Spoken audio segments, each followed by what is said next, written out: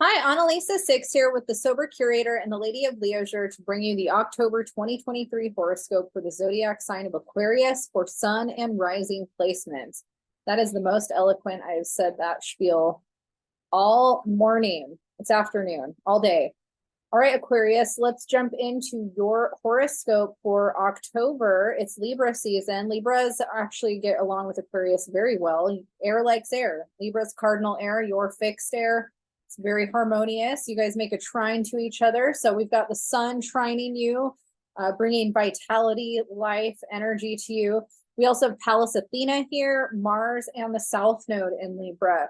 The area of the horoscope for Aquarius that this is hitting is the area that has to do with long distance travel, publishing, higher education like college or any kind of technical studies, technical, like additional schooling, I guess. It doesn't have to be college per se, even though that's traditionally what it rules. But I guess any continued education, long distance travel, did I say that one? I might have said that one already. The law, things like that. So those are all the themes happening in the Aquarius horoscope chart.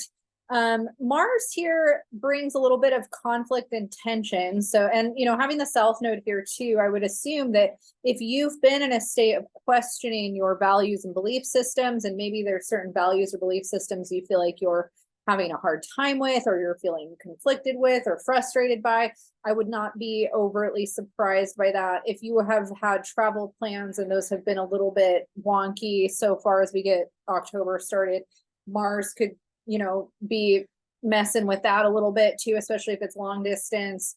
If you are in an educational program and you've got deadlines that you're trying to meet, while there could be a lot of momentum and ambition there having Mars, there could also be certain obstacles or complications that add to it that make it just a little bit more challenging. Because Libra does make that harmonious aspect to Aquarius, though, I would almost want to think that some of the more ambitious, driven, drive energies of Mars and Libra are impacting you versus the more tense ones. But that is also up to how your individual chart is being aspected right now, so I can't really speak on that too much. So maybe you can let me know in the comments how this is resonating for you. We also start out October with Mercury making its last little way through Virgo after having been in Virgo for quite some time because of the retrograde that we had. But Mercury, as of today already, is already in Libra, entered Libra on the 5th. And so now it's in that area that also has to do with what I was just talking about, values, beliefs, education. And Mercury here hopefully should help. If there's been a little bit of turbulence, hopefully it should help you kind of be in problem-solving mode, sleuthing mode. I definitely feel like Mercury in Libra is kind of a mediation energy. It wants to see all sides to something, or both sides. It wants balance, it wants fairness, it wants things to work out. So there's a little bit of a people-pleasing aspect to this too. So that's something to watch out for. Excuse me, I don't know why. I've been getting burpy all of a sudden. I made this turmeric pineapple juice. It's making me burpy. I apologize for that. But that's a pretty good breakdown of Mercury kind of adding to some of the Libra energy there, and hopefully kind of bringing a little bit of harmony and resolution for the chart. We also have Venus finishing up her stint in Leo. So Venus entered Leo at the end of June, and then in July, the end of July, stationed retrograde, and was retrograde until the beginning of September, and then went direct and is now basically all the dust that she kicked up in August and through, I guess, that whole period where there was a lot of turbulence there.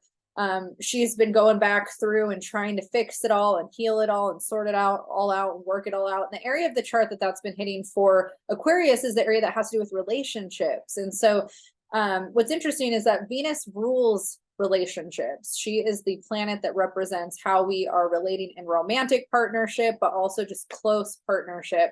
And so she's been hitting the area of the Aquarius chart that she rules, that does have to do with partnership.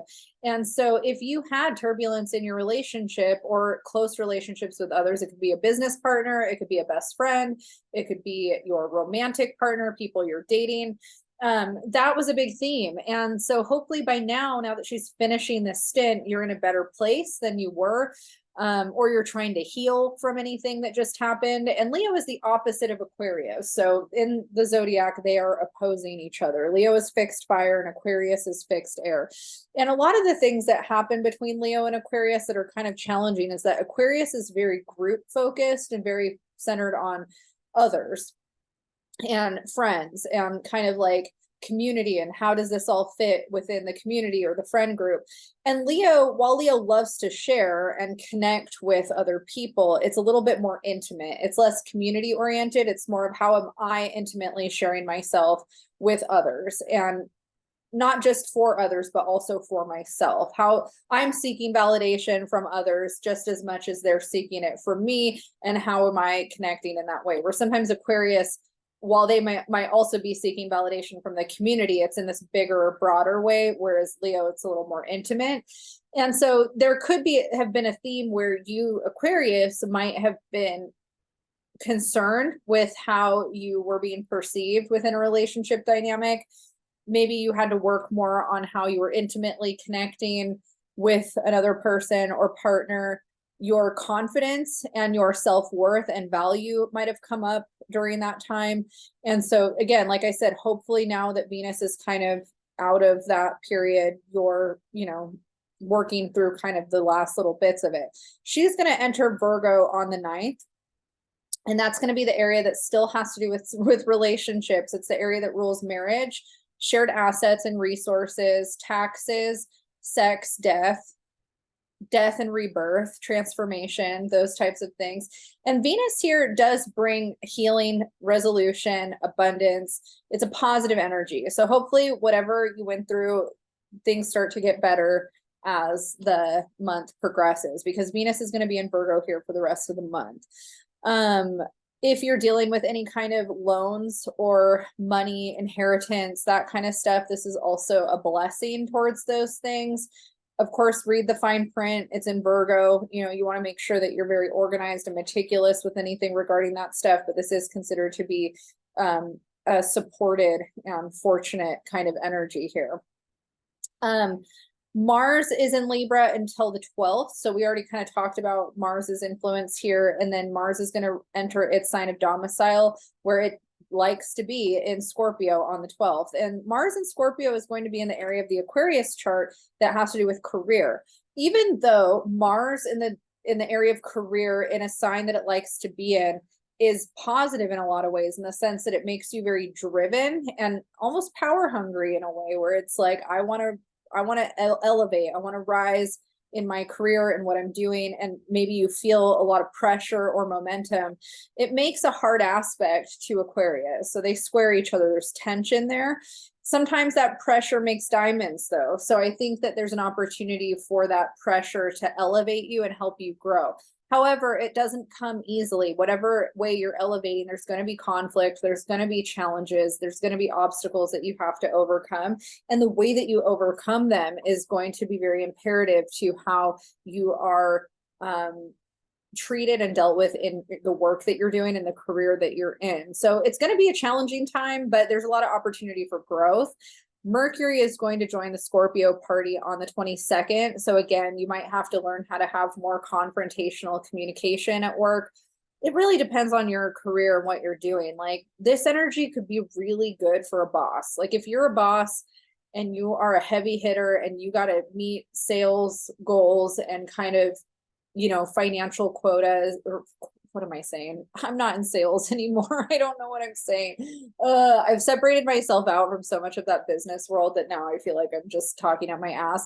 But you know what I mean? Like KPIs, like those kinds of things, like whatever your career is. It's like the way that Scorpio energy can work in the career can be great. It's like competing against your numbers from last year, or having to make your numbers this month, and maybe everyone on the team, you've got incentives that you're going to meet, things like that. And I always think that like that kind of competitive, like driven energy can be channeled in a really positive way. But in Scorpio and, those things, it can also happen in a really negative way. Like, I know I've worked on commission before, and there's been a couple environments where I worked that way in a positive environment. And then I worked at Guitar Center for a few months, and that whole environment and commission structure was just dumb. Like, it was so stupid. You barely made any money. And it was so macho, like so masculine. And the way that a lot of the men acted about their commission, I don't blame them, in the sense that, like, you're trying to earn your nut or whatever, you know what I mean? But it was just like, not a very fun working environment, and people would throw tantrums, and it was just male tantrums too, like all these young boys basically just acting just insane. It was so stupid and immature. And then I worked in environments where we had to meet those goals, and it was really fun, and we were still a team about it, and we helped each other and supported each other. And just, like, I was always down, like, if I worked at a store and I knew there was other stores in the region that, I was competing with, I knew we were on the same team for the same business, but I had a lot of pride in what I did for my store. And it was really fun for me to, like, go, oh, let's beat Berkeley today, even though I loved everybody there, and I was never mean about it. It was just fun. Like, and I was really good at it. I had a lot of fun doing that kind of competition, while still, being nice to people and everything. And so I mean, I perceive myself as nice, but who knows? But I think that there's, like, a healthy way to get excited and competitive about your career without burning bridges or being mean or making people feel bad.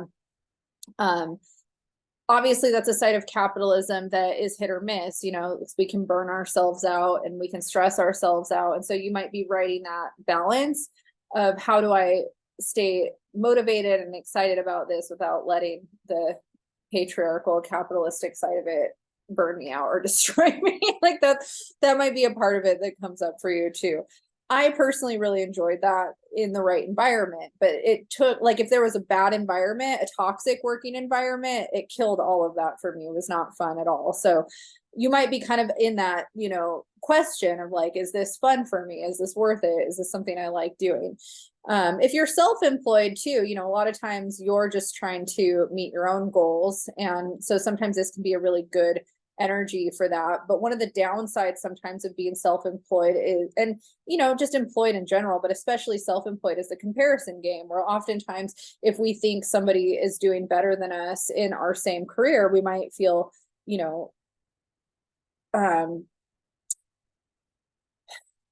what's the word?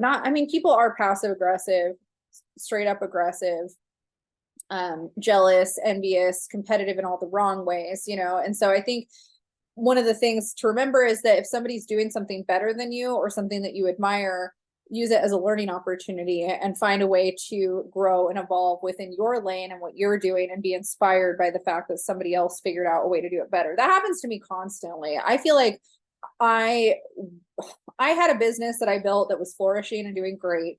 I took a risk, it didn't work out, and I went into a hidey hole, and I haven't really emerged since then, outside of doing these videos and, like, little things here and there. And I see so many people succeeding and elevating and evolving, and oftentimes I look back at where I was and what I let go and what I gave up, and it hurts sometimes. Like, sometimes it makes me feel like a failure, and it makes me feel like I gave up or I'm not doing something.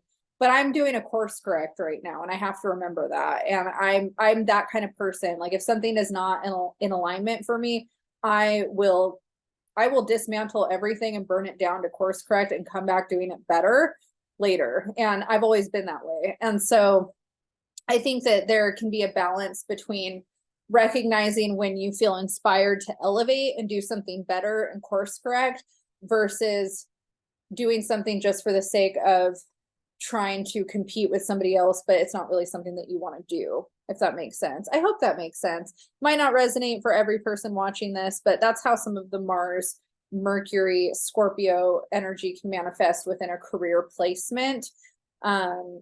There's a lot of those things can come out. The sun is also going to enter Scorpio on the 24th and bring a lot of that vitality and energy into your career area as well. Again, great. Like, sometimes in jobs too, we're put in positions where we have to compete for a position. We have to prove our worth, And so if you're in that position right now, this is actually a really good opportunity for you to work for that or fight for it or prove that. So yeah, there's a lot there, for sure. Okay, let's get through the last little bit here. We have a new moon solar eclipse hitting on October 14th at 21 degrees Libra. This might kind of add to some of the belief system, value systems that you're reflecting on. You might have some breakthroughs in terms of what it is you want out of life, and what you feel on a deep level you are in alignment with or not in alignment with. That is a theme for that new moon. The full moon lunar eclipse that hits at 5 degrees Taurus on October 28th is happening in the area of your chart that has to do with your home and family. And again, Taurus and Scorpio make that hard aspect to Aquarius. So there's going to be a lot of tension at the end of the month for you. And, you know, you might be reflecting on your relationship to your family and your relationship to your physical home. You might feel like there's some breakthroughs that you're having internally about those relationships, your sense of security, your sense of stability. What do you want, you know, when it comes to your career and where you live? Like, are you in alignment with those two things right now? Those are questions that you're going to be probably asking yourself at the end of October. Do you want to move? Do you want to change careers? Maybe you feel like some of that stuff is just happening around you anyways, and there's not a lot that you can do about it. Those are things that you're potentially reflecting on for the month of October. All right, Aquarius, I'm going to leave you there. And if you want more, you can watch the October astrology forecast video that goes deeper into each transit of the month. If you like this video, feel free to let me know in the comments. Hit the like, subscribe button. You can find me at thesobercurator.com or theladyofleisure.com. And I will see you next month.